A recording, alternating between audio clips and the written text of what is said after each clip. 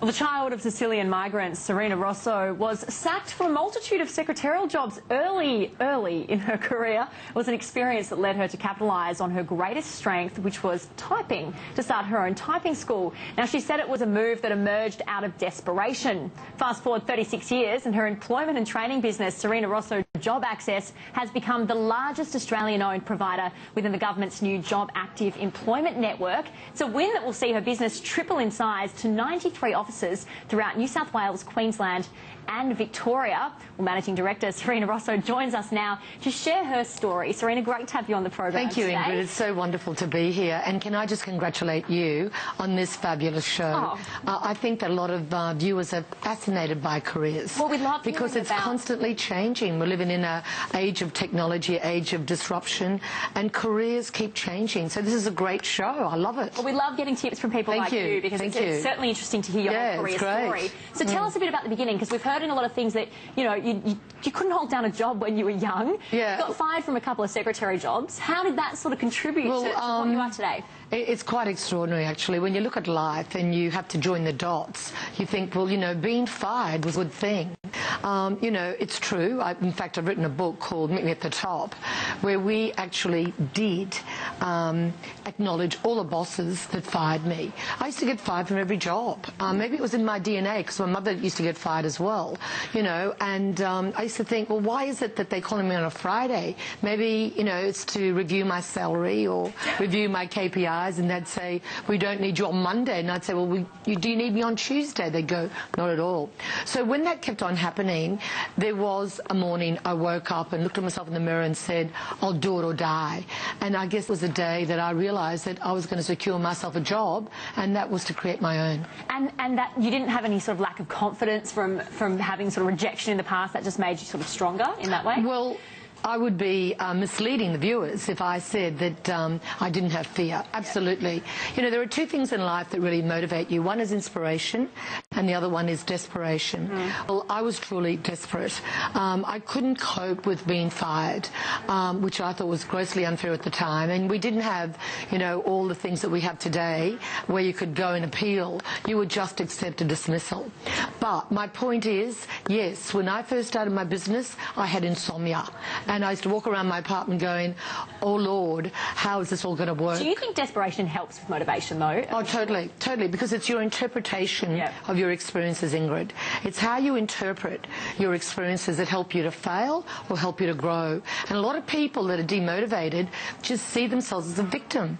But, you know, if you can switch that, if I could just change one people's mind right now, you look at it and say, what can I learn from this? Where's the silver lining? How can I elevate my thinking? Because rejection is normal. You know, problems are normal. You know, today we have good quality problems in our business. It doesn't mean that, you know, problems don't stop, but they become good quality problems. You know, growth for us is a good quality problem. So it's how you interpret life. Now, you say you had insomnia when you first started your business. Can you tell us a bit about the beginnings? I mean, how did you sort of get into that industry? What made you start? And how did you grow? Because obviously something set you apart from everybody else. Well, that's a great question, Ingrid. What happened was I didn't have a day job at this particular time in my life. I got a phone call from key personnel that said, would I like to become a typing teacher?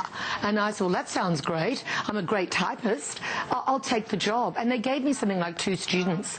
Well, within 2 years, I grew this business. I grew the whole class. And there was a magic that I had. Because I'd been fired so many times, I could actually tell the students how to get that job, you know, how not to get fired, because I'd experienced it all, right? So joining the dots again. So then they fired me there as well. But I had 2 years of learning to teach students how to become secretaries. And when I got fired, my students reinstated me, not my supervisor, my students. And that gave me a boost of confidence to think I can start my own. And I did. And key personnel no longer exists. We killed them off. So what sets you apart, you know, when you started to sort of realise success, what do you think it was that was setting you apart from others? Did you have many competitors sort of midway through? Totally. But what's really, really important is that competition is very, very healthy. You know, you've got to value your industry, and you've got to value that industry have got great competition. And so you don't sort of fear from them. You look at what they are doing and make sure that with your customers you're giving them a point of difference. You know, for example, getting that job, getting people to type, or education that this government says must lead to jobs. And that's what I found out, that there was no point in just teaching unless you get them a job. And our point of difference at that time was getting them a job. And that was really relevant. It really worked. And, you know, my first grad, I said, I'll get you a job. I rang up my brother-in-law, who was in a legal office, and he said, well, we have no work here, but my friend's accountant has got a vacancy. And that girl stayed in that job for about 10 years. Yeah. And that's really a boost of confidence for us, because if you help your customer win, you win as well. Yeah. Now, you're obviously very entrepreneurial, and you've made the rich list a few times. I want to know, when you started making, sort of realising cash flow and making lots of money, did you think about whether to reinvest it in the business, whether to sort of cash up and buy a lot of stuff, or whether to sort of invest it in things for the long term for you? What did you do with your money? Okay, so when I started my business, I had something like $2,600. I went to the bank and I said, I need an overdraft. And they said, well, you need security. At that time, I had just bought myself an apartment. I had a mortgage. Yeah. So, well, I'll give you $2,000. But as far as other security, I have shoes. So, you know, I had to acknowledge that things were going to get tough for me. So I realized then that I needed cash flow. And cash flow is really, really important, but also expenses are important as well. If you spend more than what the money's coming in, you're going to go broke. So that drove me to really develop sales technique. And, you know, I joined a motivational seminar. You know, Jim Rohn, he taught me that failure was okay. You could fail. And that gave me confidence. So cash flow is very, very important. Today, cash flow is still important as we're rolling up 200 locations in the whole of Australia. I mean, it's extraordinary, but you also need cash flow.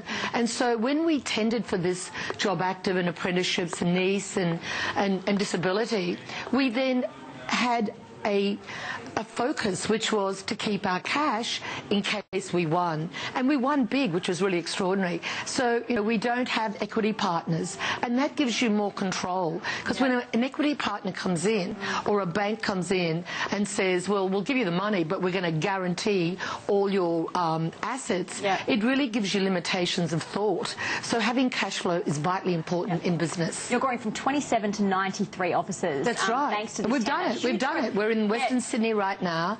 We're in the whole of Queensland. We've captured Queensland because I love being called the job queen in Queensland.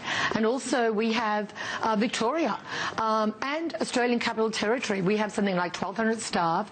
We're also in the UK, because in 2009 we didn't win big. But I didn't let that experience stop us. We grew into the UK, and now we have, like, you know, fabulous people like, you know, Ewan Blair, Tony Blair's son, who's our CEO. We're in Coventry. We had Prince Andrew check us out. I mean, we've created activity, we've created awareness, and we've created a strong brand of trust. And that's why I'm excited to be here, because employers want to partner with us, because we understand business, and we understand that we can help them get the right staff. Their bottom line will grow, and so will their expansion and customer satisfaction. Just finally, we've only got about 30 seconds left, but I just want to get your tip on how to stay motivated, because you've obviously, this has been a really tough period, or, I mean, an exciting period, but trying to grow rapidly. You mean my time is up? Rapidly, but what's your tip for staying motivated? I think the most important thing is self-belief. It doesn't matter what other people think, it matters what you think. And give it a go. It's better to give it a go and fail than never to have given it a go. And the other thing is fitness. You've got to stay fit, and you've got to learn, and you've got to disrupt yourself, because if you don't disrupt yourself, someone else will. Sarina Russo, great advice. Thank you so much for joining us on the show. Thank you. That was great. That is all we have time for on this edition of Your Career. We've got more news and analysis coming up next, so stick around.